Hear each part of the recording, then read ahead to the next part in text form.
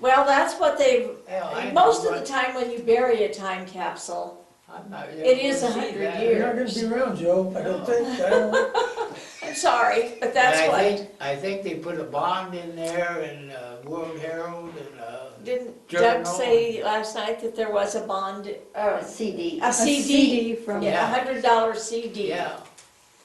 Yeah. But I was there when they dedicated all that down there.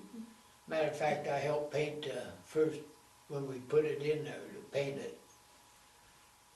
Do you remember, was there a young man by the name of Van Akron over in, Ronnie? Ron. over there, the refrigeration, was doing something over there and,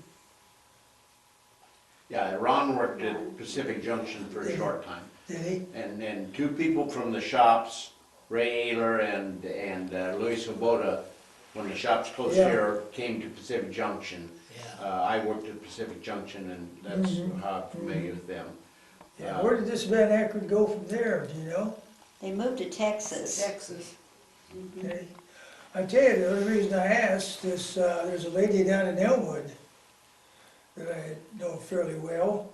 Her last name's Van Akron, and that would be some of her relation.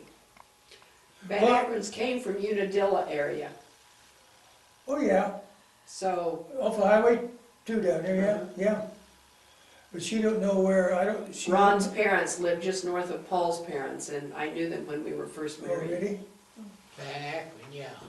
Van Akron. I can remember. Bill and, I she can did the remember news. Van Akron, I can kind of remember, him, kind of a short, heavy set kid, but like I say, I don't know, he fell from my mind until I got knowing this lady down here in Van Akron, that's, saying name sounds familiar. Yeah, they moved to Texas, because Excuse Shirley me. I worked with her at the courthouse, and Ron's passed away since. Yeah. Oh, he's gone? Oh, yeah. This is changing the subject just a little bit, but I've He had had a several, He had one bad hand, had fingers missing. I've had several people tell me that they remember there being a restaurant across the street from the shops on Lincoln Avenue. Yeah. Yeah, You guys remember that? yeah, I used to go there, who was that, Brown? That little brick, no, Yeah. Brown had the florist there on the corner, right down there in the corner there. Yeah, but, But they built that brick, cement block house up there, and I forget who had the rest. but there was a little restaurant across the street, Yeah, Okay, yeah. yeah. But at, and you guys used to go there to eat lunch occasionally? well, if or- you wanted to, You could, yeah. I think more guys from the from the bottom yards, north yards went over there than from up above. Because I used to either take my lunch or walk home, one of the two, Two. because we had an hour. Okay, Of course, we used to play a lot of cards, pitch, old Troy Cottoner and and there was, I don't know who all was. We used to go to the tin shop and sit by the old stove in the wintertime, and we'd play a lot of pitch. Is the building that was the restaurant, is that still standing? I don't know. I think Eileen I Moorhead don't has know. pointed it out to me, but Yeah, It's that on cement block one, they're right there. it's still there, Yeah. right, yeah. Oh, my God. Yeah. Well, where the canning, remember where the canning factory was down there? Approximately. Well, where the canning factory would start, there was a gate that went into the shop yard and went up that way. And that, little restaurant was practically right across from that gate, right in that area. And there's a road that came on down, and it was right there. But it seems like the guy's name was Brown, that run him and his The wife restaurant. run the restaurant. What else they did, I have no idea. I can't think of the guy's name. But it It was seemed Brown had that florist right Yeah, I in the know. corner. But I think, I'm not too sure that his name wasn't Brown too. I don't think there was any relation. Huh, But I could be wrong. I don't know, it could be some other name too. How about you, Joy? Did you bring your lunch or eat at the restaurant, or were you close enough to walk? Well, yeah, you were close to walk home, but this would have been after you were married, right?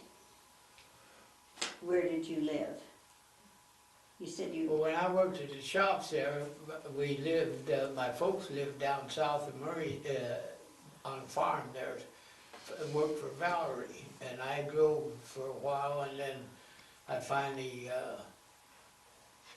I lived with Fred and Mary Jane Bynes for a while. They lived up on the hill after they got married. And then I tended bar down there at Earl and Helen's and lived above the bar there for a while. And that's Earl and Helen. I Alexander, know, but I yeah. didn't tell me. Yeah, Alexander. So I tended bar at nights there part-time while I worked the shops. And that was on Fifth Street, back by the alley? No, Oh, no, okay. we, Clyde and Helen, but I was before Earl and Helen had that bar, where the old bank used to be, or used to walk up the steps into it. Right there where the pro shop is now. Oh, okay, okay, all right. I okay. lived above it and Okay. tended bar part-time down below, and Earl, Alexander and Helen, what Helen's name, you know, Can't think of it now, but it's gone. Yeah. Anyway, they had it first, and then they did move over to the alley. Okay, okay.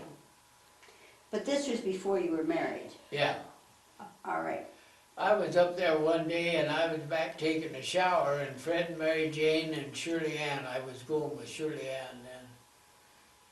I heard them, they was really laughing and having a good time. I said, what's going on out there? So I went out there and I had 2 goldfish. And they put one of these in a bowl of beer, and they said laughing because they went around and around and just fell over dead. They killed it. Yeah, how about that? But Mary Jane and I've been friends for 70 years probably, so, and she's still a good friend. But we both lost our spouses. Is that Mary Jane Bynes? Yeah, she's a good friend of Oh, yeah. Of mine too. Yeah. She's still out in the farm out there? Yeah. Uh-huh. Is she still Yeah, out there? well, it's on 75, on Yeah. Highway She got 75. somebody else with her in the family, or are they out there? Oh, well, her son Mike lives in the big house, and she has moved into that, I was they have gonna a ask you smaller that. house behind Who there. did the farming? Must be the son. They have sold the farmland. Oh, they sold the just- farmland off. Yeah, they've sold all the farmland off, so. But they didn't own that farmland anyway. Well, I was gonna say, I didn't think they ever farmed there, No. did they? They just owned they just bought the building, Leased it. an Oh, I didn't. acre or 2 right there. He's a good friend of Art, you know, him and Art, Oh, you know, yeah. stuff like that. And Bernice, I talked to Bernice the other day, Oh, did you? yeah. Yeah, she gave me a call too, wanted to chat a while. She, on the phone. Stuff like that, so finally I got tired, so I called her up. And there's, in Humboldt, Nebraska, there's a cemetery down there that's got Skalak stones in it. And man, they got all kinds of Skalaks down there.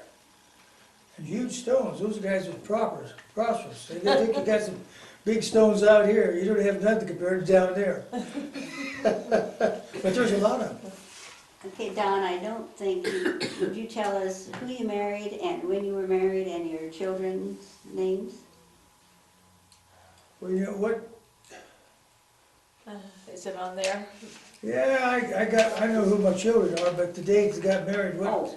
Oh, It doesn't say. it doesn't say. It says you were married at the Methodist Church here in town. Yeah, I know. But it doesn't say Well, you know, when. It Was just Mary a says- local girl? oh yeah, Oh, yeah. What was her Sure. maiden name?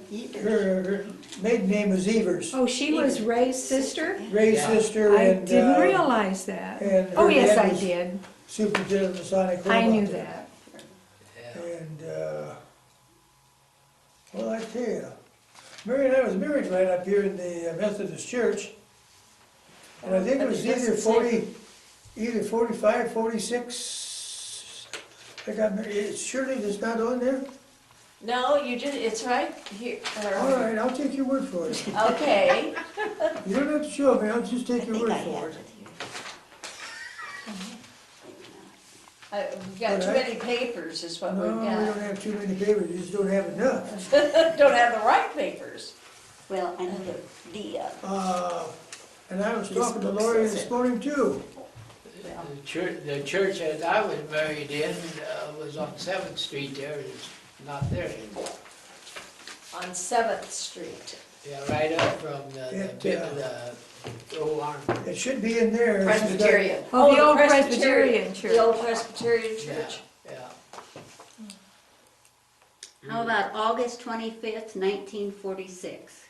1940, there you go. Write it down on there someplace. I was a baby. Would you write that down there someplace? Will, Sure. We will. Mhm. Yeah, Here, okay, I'll put August 25th, 5th, 1946. at First Methodist I Church. knew it was in August, Okay, but I I'm just gonna didn't. put it right under that where it says Okay. first. Okay, And your children?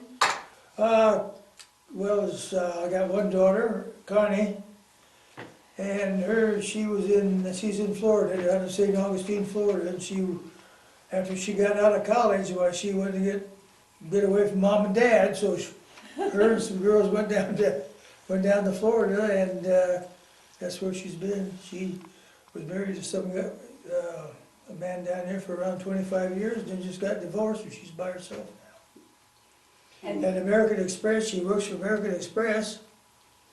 And American Express is downsizing and they're getting rid of their building and if they want a job, they have to do their office work at home. that's happening all And over. so, she's not a happy camper right now because she don't want to be at home. Because she's got a parrot. And that damn parrot, I mean, he's pretty loud. And I said, well, put him out in the back porch, and she's got a back porch, it's screened in, patio door. I said, put him out there during the daytime and close the door. She says, that wouldn't work. So I said, okay. and your other daughter? Yeah, and the other daughter was Laura, she married Rick Collins, and they're out in Seattle, and they have 2 boys and a girl. There's a lot of grandkids, some great grands out there now. So do you ever get to see them? Well, we did last year, this lady that I chum around with, she had, this Van Ackerd lady, she's got a lot of relation out there in Oregon. So we went out there together, and I don't know, I guess we was out there 4 or 5 weeks, and we spent half the time with her family, half the time with the other family, and then we flew home. That was good. Joy, you mentioned your 2 children. You want to tell us a little bit about them? Well, I think you all probably know Roxanne Pfeiffer, have you, that she's a partner of Rishel and Pfeiffer. And she don't have any children. And you probably know that her first husband was killed New Year's Eve at about midnight, but then she living with Vic. But Joe, he's my boy Junior, and he's married Missy, and he's the one that's got the children. Missy had a girl before he married Joe, and Kim isn't his, she's a daughter of his. But then we got Kirkland and Shannon, and they all the families live here in Plasmouth. And I think you know the Nielsen's, Shannon and her 5 kids that want to move in with me. Shannon, yeah, married a Nielsen boy. So, and like I said, my boy farms and does agriculture work with dozer and stuff, so they keep pretty busy. And like I said, they all live right here in Plasmouth, so. Del, did you have any other questions for Don and Joy, or any? Information that you can bring up? Well, I just a comment, the picture they held up was a M&X car, and that was like all the rest of them in this area, they were swinging beef or fresh beef Oh, cars. yeah. And the kind of the demise of the railroad. Well, that's why they call it the Burlington Refrigerator Express. Because they had, well, what they call ice bunkers, ice bunkers in the end. And they put big blocks of ice in there and stuff like that, you know. Now, they load something up and they put a bunch of dry ice in there, close the doors up, and they can send it to California, and everything's still frozen when they get to California. Yeah, but they went steel-sided cars Yeah, and mechanical refrigeration. Right. Yeah, too, for a long time, yeah. Yeah. But when they got tired of that, there's a bunch of them up there, you know, at one time up there in Havelock, that's what they did. They were built and they put, when they put stuff in them, you know, they didn't hang beef in there or anything, they put box stuff in there. And then they put this dry ice in there and close up the doors and lock the doors up and set it off. So the shops was only refrigerated cars, or Most of it down here, down here, that's And in what they Plasco. built? in Plastic, Yeah. yes. The wooden Maintained. cars were Yeah. just the refrigeration cars? Right. There I was- didn't realize There was one that. series of mechanical cars built at Havelock, but most of them none were built here in Plattsmouth. Okay, so those wooden yellow box cars that you saw from Yeah, they the done- shops They done were, away with the wooden-sided cars. Later and on. went to steel. The M&X series was the last of the wooden Yeah. ones, right? Yeah. I had an uncle, he came up from, I forget his name, I don't know his name, but he was an uncle. He came up from St. Louis. And it's before the Refrigerator Express came in, but they built cars down there and he drove rivets. And he drove rivets every day, all day long. And I tell you, he was a muscular guy, and when he'd come home at night, he would get himself, maybe like a 6-pack of beer and a couple pounds of chocolates. And he would go down, and he lived at my grandma's house up there in Winterstein Hill, and he'd go down there in the basement, you know, and drink that beer and eat those chocolates, you know, and go to sleep, and he'd get up the next morning and have breakfast and stuff like that, and go to work. But man, I tell you, he was the toughest guy I've ever seen in my life. Man, he had muscles on him, hell, just like a boxer. They used to have an old saying down, could buy all that used lumber down there for $1.50 a pickup load or trailer load, and they always said that most of the old buildings and some of the old houses here in Plattsmouth, when that whistle blew, they all kind of leaned toward that shop. Because they had a lot of shop lumber in. well, my house, when we remodeled, we found a lot of shop lumber, and it was, Yeah. our house belonged to the Mendenhalls. Yeah, And I see Yeah. the Mendenhall name on here. yeah, they said they leaned toward it. Yeah, that's a good one. You know, Lori's husband, Rick, him and Lori got married. Well, they was in college. When it ended up, they was going to get married, so they got married out here at the Masonic Home down in the chapel. And so, they got up there in Lincoln, and so he didn't know what in the world to do. I don't know what, he was floundering around or something, so I told him, I says, they're hiring down in Havelock shops. I says, go down there and see if you can't get on. So he went down there and he got a job and stuff like that. They worked there for a number of years, and they had him out back where they had those trucks out back behind the main car shop, and they blew them all off. And I tell you, he came home black and stuff like that. He just hated that damn job. He just hated it, you know. So I told him, I said, you know, that's when, what's his shop superintendent's name? Not the old guy, the other guy.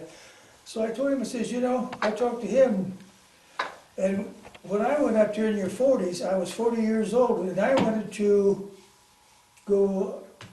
get on the operating department and go in the engineer department and make some real money. The lowest salary they got, $75,000 and $80,000 a year. And that's big money. And so, but they said at 40 years old, in 68 and 69, you're just too old, we don't need you. And they wouldn't give me a chance to get a job like that. And of course, today, that's discrimination, you know, you can't do that. But anyway, he just hated that damn job, so, I talked to the shop superintendent about it, I said, you know, and neighbors, about giving him something else to do, or giving him a temporary foreman's job or something like that. Spomer, yeah, Mr. Spomer, shop superintendent. So I talked to him, so I got a hold of Rick, and I says, now, you go in the, not the roundhouse, the old, boiler house, that says they got a shower there. You take some different clothes, you shower and get all cleaned up, and get presentable, put those clothes on, and it says you go up and see the shop superintendent. I said, he's gonna wait for it, he wants to talk to you. So, and I said, act like a gentleman. I said, don't, because he's the other way, he just hated the damn railroad. And so I told him to go up there. Well, anyway, make a long story short, Mr. Sporer did give him a job later on, and he got on out in Laurel, Montana, and stuff like that as a foreman. So they came to me one time and said, hey, I got a chance to go. And I said, well, go. I said, don't stay around here. I said, there's a lot of good jobs, a lot of good money out there in that railroad. I says, see what you can do. Well, when it ended up, he went out there, and his last job, he was superintendent of the Northwest Division, and big money. So he's one of those guys that retired 55 too, and I don't know, all the money he's got, when Warren Buffett, he's got that value A, that $100,000 one, he's got a number of those things with Warren Buffett. Good for him. And stuff like that, and so they're out there, and Lori, she's got her own little business, she does educating work for colleges, stuff like that, she travels the country every now and then, she makes good money too. Well, Rick is a son of John Collins from Murray, right? Yeah, he's passed away, yeah. Yeah. John and Ellen, yeah, yeah. Yeah, it's interesting, life's interesting. You guys have any more railroad questions? Well, yeah, Dell, do you have any more railroad questions? Well, just a lot little. yeah, go ahead, talk, we're just blabbing here, that's all we're Well, doing. I was just curious, you know, you were foreman of a paint shop, how long did it take them to paint a car complete? Well, we had automatic painters later out there that would paint the cars, the side of the cars. So Well, here in Plattsburgh, we run it down a track where as you moved forward, like we moved them forward, and it'd probably take an hour or so on each car to paint and stencil them and then get them out the back door down. but when you were here in Plattsburgh, though, you had the lawns that went, Oh, yeah, By hand. I ate more yeah, oil-based paint. That's what I was. yeah, We didn't wear respirators or Yeah, anything. probably had lead paint. it wasn't Okay, automated. you mentioned stenciling, now that was putting the numbers on the car, is that Yeah, correct? put the BN on the side and the stencil. I used to make the stencils, and then when